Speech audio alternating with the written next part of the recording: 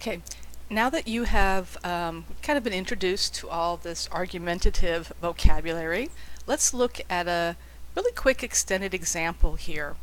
So let's say I'm interested in writing about science Olympiads, and for those of you not familiar with science Olympiads, it's a scholarly organization.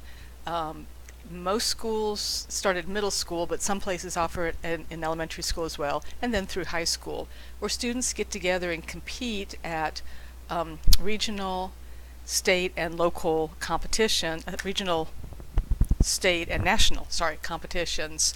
And I was a Science Olympiad coach for many years, so I have coached everything from bottle rockets to oceanography to map reading, you name it. So I'm familiar with the organization, and my claim, my argument, my thesis is going to be that Science Olympiads is a great learning experience for kids. So in my essay, I'm obviously going to support that, right? I'm going to find things, um, uh, commentary, news reports, statistics, articles, whatever I find, I'm going to look for sources that support this claim. I'm claiming something. All right, Science Olympiads is a great learning experience for kids. As I go through my argument, I'm going to offer what are called subclaims, right? These are the kind of paragraph topic sentences. These are the items I've found to support my claim. So I have two subclaims. Each one of these would be its own paragraph or sets of paragraph. If I were doing a longer essay, maybe I'd have 3 paragraphs on how joining Science Olympiads helps students socially, and maybe I'd have a couple paragraphs on how students gain study skills, right? All of that, the number of paragraphs, that's just a matter of organization, right? That's not carved in stone. But what is that I'm clear about what my subclaims are and that I address them separately. You start trying to mix things up, you're going to make a hash of it, all right?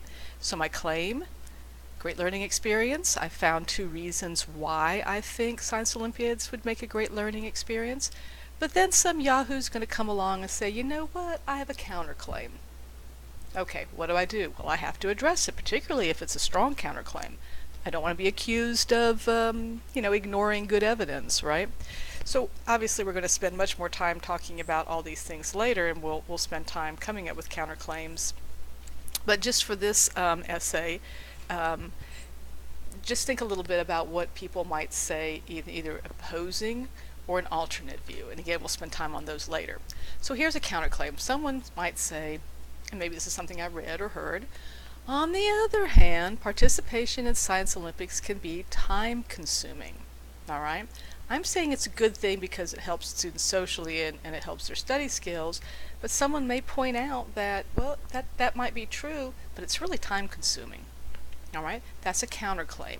That's something that's not supporting my particular point of view. They're countering me. All right, that's what that means. I have to do something with that. I can't just leave it. I want to introduce it because it's important that I take into account different points of view, but I have to minimize that different point of view where I can and say, yes, but. All right, that's kind of how people can remember its rebuttal. Yes, but.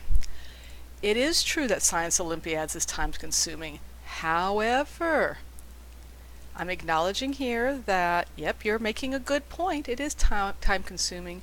However, teaching students time management skills is a great thing, right? And we do it in a very professional way. We don't say, gosh, what a stupid idea that is, right? These people who believe this are nuts. We introduce it in a very professional way, and we rebut it in a professional way.